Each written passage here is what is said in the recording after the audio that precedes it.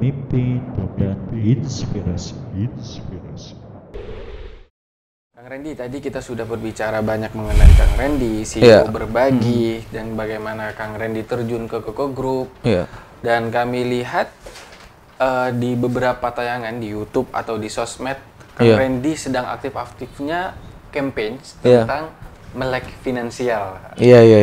Bisa dijelaskan mungkin kepada pemirsa TV, Pak, mengenai melek finansial tersebut, Pak? Jadi gini, saya kan sudah mulai nulis di Facebook ya, kemudian member sudah 15.000. Sebetulnya inisiatornya dari Kang Dewa. Kang mau buat produk digital apa? Aku punya kursus mahir copywriting. Akang mau bikin kursus apa?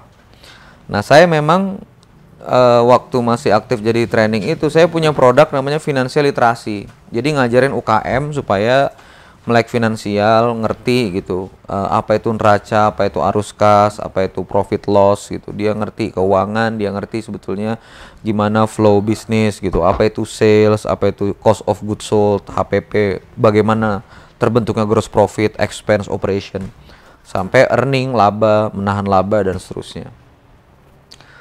Ya cita-citanya satu sih, bagaimana supaya teman-teman UKM ini nggak terbang buta gitu loh ya. Jadi dia bener-bener kalau kita punya bekal. Kalau kita ngomong sederhana ya, banyak orang ngomong ya udah saya mau cari investor bagi hasil gitu. Gimana mau bagi hasil kalau nulis profitnya aja salah? Misalnya beli komputer dianggap pengeluaran, terus kemudian beli properti dianggap biaya. Kan sebetulnya kalau beli-beli begitu kan masuknya hanya berpindah di neraca itu dari cash ke properti. Hanya bergerak aktiva doang kan yang bergerak, dan itu banyak sekali UKM-UKM yang nggak ngerti loh. Iya, nggak ngerti. Akhirnya sangat sederhana, saya ngerekam video saya 52 track, kemudian produknya kita jual di gelombang pertama, laku 800 unit. Alhamdulillah. Kita jual 449.000 gitu. Dan ini menurut saya keberkahan yang luar biasa di dunia digital online ya. Jadi orang itu nonton videonya, kursus, lalu kemudian ngikutin, dan saya udah nggak perlu keliling-keliling lagi kan. Ya bayangin aja ngadain training 800 orang, dan murid-murid saya itu bisa nonton malam hari gitu. Saya saya masih bisa mengerjakan kegiatan saya sebagai CEO. Saya cuma syuting 1 hari, 2 ding, Mbak. Lebih menghemat waktu mungkin. Iya, hemat waktu. Nah, muncul rame nih ada tentang bisnis ayam kampung ya, bisnis ayam broiler ayam kampung gitu. Rame. Itu sebetulnya video promo udah lama sebetulnya ya, udah 6 bulan yang lalu kita upload, udah lama. Tapi Mas Anom kelihatannya member melek finansial itu ngupload di akun pribadinya. Gue udah nonton 3 kali, gila gitu-gitu ya. Heboh nih copywriting nih. Terakhir saya ngelihat 262.000 views. Alhamdulillah. Naturally. Jadi apa sih semangatnya gini loh? Semangatnya itu saya cuma pengen teman-teman UKM, teman-teman bisnis itu andai kata dia ada penjualan, lalu kemudian mencetak gross profit gitu ya, modal dikembaliin, lalu kemudian ada expense dan ada laba. Labanya puter lagi aja ke modal gitu loh. Dari modal kerja. Ya, ikutin aja gitu. Nggak usah, menurut saya nggak usah disuntik-suntik untuk ya cepat pilihan gitu lah ya. Cepat besar dengan hutang kalau misalnya memang tanpa perhitungan. Apalagi saya dengar Niaga TV juga sangat concern di riba dan tidak riba gitu. Sebetulnya concern saya juga ngomong di video, concern saya juga nggak di situ. Concern saya ada pada organik ini loh. Jadi memang kalau kawan-kawan melihat di YouTube atau kawan-kawan search pengajaran-pengajaran bisnis di luar negeri, itu sekarang lagi ngetrend the power of slow, lagi ngetrend loh. Jadi naturally grow, lagi ngetrend gitu, Pak, ya? Iya, jadi making money, getting money. Jadi pengusaha yang memang fit itu adalah bukan yang dia tiba-tiba melesat lalu gini, tapi bagaimana di era atau di masa ekonomi bagaimanapun dia tetap punya uang gitu loh. Dia tetap bisa bertahan. Itu sih sebetulnya campaign saya. Lebih dinikmati saja prosesnya gitu, Pak, Ya ya? nikmati, punya tahan gaya hidup, punya net profit, masukin ke modal kerja. Jadi penjualan lagi, masukin lagi ke modal kerja, gitu aja terus, biar dia membesar. Dan ini saya alami di Keke ya, kalau saya boleh cerita. Kami pernah punya episode di mana memang gini, baju di mana memang produksi kami itu kelebihan. Jadi gini, Baju itu kan gitu. Ya, baju itu kan nggak bisa Mas. Misalnya Lebaran ini high season, lalu buatnya Ramadan, nggak bisa Mas. Jadi di dunia busana ini yang paling berat adalah predicting the market. Prediksi market. Analyze, predicting the market. Itu yang paling berat. Jadi kalau misalnya kita predik, 200.000 potong Lebaran, ya kita mesti nyediain 200.000 potongnya itu jauh-jauh hari. 6 month, 4 month gitu. Jadi kami pernah punya episode itu kelebihan barang. Cuma kelebihan barang ini nggak jadi masalah gede. Kelebihan barang udah kita simpan aja di gudang. Modelnya nggak keluar, asal modelnya nggak keluar dulu nih. Full satu model yang biasa 2.000-1.500 pieces kita simpen. Kenapa Keke bisa nyimpen? Karena Keke itu dominan model kerjanya adalah on equity, sedikit sekali pinjaman gitu loh. Bahkan karena kita bermainnya dengan modal kerja, bahkan kalau misalnya kita nggak butuh pinjaman tuh nggak kita pakai gitu. Jadi tinggal kita simpan. Kenapa kita bisa simpan? Karena itu uang kita sendiri, ngerti maksudnya? Iya, jadi nggak mengalami kerugian atau beban, Pak. Iya beban. Kalau misalnya itu dana pinjaman, ya kan, bahannya ente pinjam, ongkos jahit buruhnya ente pinjam, gitu loh. Terus ente simpan. Kelebihan produksi nih, ente simpan tiap bulan itu akan minta harus dibayarin terus nih. Beban jadinya gitu loh si baju-baju ini. Dan Keke udah buktikan bro, dari 1998 40 potong baju awalnya Pak. 40 potong baju baru Keke tuh 2006 gitu. Owner Keke ini juga walaupun bisnis dari 98 baru beli rumah di Yasmin yang quote and quote bisa dikatakan mewah 2010. Cukup baru beli Alphard 2011. Sebelumnya memang diputar dana itu on equity itu, dan itu cara main kita hari ini. Jadi Keke itu memang sangat efisien sekali, less operation cost gitu. Dan ini yang saya pengen, saya tuh gini, karena DNA saya bukan DNA profesional yang CEO banget gitu, dimana saya nggak mau berbagi. Bahkan beberapa teman-teman industri fashion saya ajari hal yang sama. Ayo kamu kalau bisa organik tumbuh.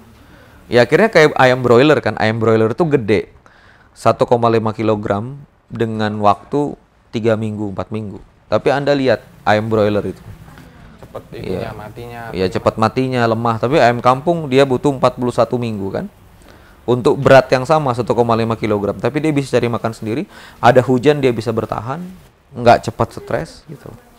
Bagus filosofi gitu. Iya gitu. Jadi memang kalau boleh saya share gitu, saya sudah dianggap sebagai generasi kedua di Keke Group ya. Tapi adik-adik saya, anak kandung bunda itu lagi kuliah manajemen di Monash. Ada yang kuliah manajemen, ada yang kuliah accounting, ada yang kuliah art di Australia. Someday mereka kembali dan nanti sudah berkeluarga. Nah disitulah titik dimana memang saya punya mimpi untuk membangun lembaga riset bisnis.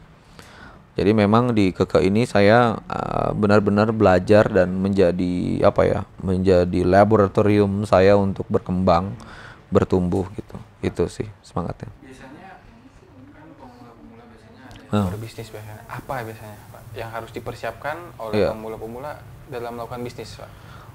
Gini, pemula kalau misalnya bisnis substansinya jadi sederhana. Saya menyebutnya 3 hal ya. Value of product, targeted market, and then right channel. Jadi Anda harus punya produk yang memang value-nya oke. Anda tahu jual ke siapa dan kemudian Anda punya kanalnya. Fokus on transaction. Jadi malah bukan di pinjaman gitu loh. Saya ini mau bisnis tapi modalnya nggak ada. Yang harus Anda pikirkan pertama itu produk dulu. Bukan pinjaman Pak. Bukan pinjaman, karena gini, pinjaman itu kan kadang-kadang begitu masuk untuk beli bahan baku, untuk bikin produk, untuk belanja barang ke supplier. Sangat banyak supplier kalau misalnya Anda kuat dari segi value itu mau minjamkan barang. Sangat banyak. Jadi di awal-awal itu sabar dulu aja, fokus pada 3 ini, produk, value produk, targeted market, kemudian kanal. Biasanya nih Kang Randy kan sudah pengalaman. Iya. Berada di Keke, memulai Keke dari awal sampai sekarang ini alhamdulillah sudah. Tahu ceritanya sih kalau mulai dari awal enggak sih. Karena kan saya baru jadi konsultan di Keke 2012. Baru jadi CEO di 2014. Saya tuh leader untuk transformasinya. Kan udah cukup banyak nih pengalaman Kang di dunia bisnis itu Kang. Biasanya untuk pemuda mahasiswa-mahasiswa kan sekarang lagi ngetren nih young entrepreneur atau pebisnis pemuda gitu, bukan bangun bisnis ketika kuliah. Biasanya kapan sih Kang waktu yang tepat kita untuk berani terjun di dunia bisnis gitu kan? Aduh, ini kalau saya dikatakan waktu yang tepat saya suka bingung ya. Sebetulnya gini sih, gini. Bagi saya, ke teman-teman muda itu perlu untuk membangun karakter terlebih dahulu. Jadi belajar untuk disiplin, belajar untuk mau kerja rutin, bangun pagi gitu loh, berjibaku gitu. Jadi pertanyaannya sederhana, kalau nih ya, kalau tanpa dia bekerja dulu atau tanpa dia gabung di organisasi bisnis dulu, kemudian dia bisa membentuk karakter itu langsung. Seperti saya punya sahabat di Batik Trusmi, Ibnu dan Sally Giovanni itu kan nikah 17 tahun nggak pernah kuliah, nggak pernah kerja di mana-mana, kemudian dia bisa bangun bisnis karena orangnya disiplin sekali gitu. Mau bangun pagi, mau kerja, mau capek gitu. Nah, jadi kalau teman-teman pemuda itu dia memang tanpa dia kerja di orang dulu kemudian bisa bentuk karakter itu, silakan langsung bisnis. Tapi kalau misalnya karakter itu belum terbentuk gitu loh, masih males, cepet capek gitu kan, nggak struggle, nggak tough gitu. Saran saya sih di usia 20-30 tahun follow the right boss. Cari bos dulu. Bukan follow atau join a big company. If you join a big company, just a little screw in that organization. Jadi kalau kamu masuk ke perusahaan besar, kamu seperti skrup kecil. Kalau misalnya mau belajar ya, learning ya. Tapi kalau kamu mau belajar yang banyak, join small company, pilih bos yang memang mau ngedidik kamu, mau membentuk kamu, mau sharing banyak hal yang pengen kamu bertumbuh, lalu kemudian go extra miles di situ. Menurut saya itu yang paling penting. Setelah 30 tahun baru Anda bangun sesuatu setelah cukup matang. Oke, pemirsa Niaga TV, menarik sekali bagaimana waktunya ya. Pengalaman dari Kang Randy. Bisa pesan-pesan mungkin sedikit Kang untuk pemuda? Dari saya pribadi sih gini, value before money. Jadi ketika Anda punya manfaat yang besar, uang akan ngikutin. Saya punya slogan seperti ini ya. Saya punya falsafah hidup seperti ini, bahwa apa yang saya dapatkan hari ini, entah gaji, entah harga saya ngisi training, harga konseling saya yang dibayar oleh klien, ya, itu adalah kualitas kerja saya di masa lalu. Iya kan? Orang lihat portofolio, kemudian dia ngasih harga saya. Oh, Randy sekian juta, Randy sekian belas juta, sekian begitu. Tapi kualitas saya bekerja hari ini, itu adalah harga saya di masa depan. Jadi, kalau misalnya saya dapat kontrak 500.000, ya udah kontrak 500.000 itu saya bukan compile kerjaan saya dengan 500.000. Bahwa 500.000 itu adalah cerita Randy masa lalu gitu loh. Yang dia belum ada yang kenal, belum ada portofolionya, orang belum tahu kapasitasnya. Tapi pada saat kita ngerjain kerjaan 500.000 itulah harga kita di masa depan. Jadi kawan-kawan, mau gaji Anda berapapun sekarang, berapapun yang Anda dapatkan sekarang, mau dagang, mau bisnis, mau Anda karyawan, mau apapun, jangan pernah ngelihat net profit yang ada sekarang, besaran gaji yang ada sekarang, tapi fokus saja pada kualitas kerja Anda hari ini, karena itu yang akan membentuk harga Anda di masa depan. Baik, menarik sekali Kang Randy, terima sekali nasihatnya, namun kita tidak terasa sudah berada di penghujung acara.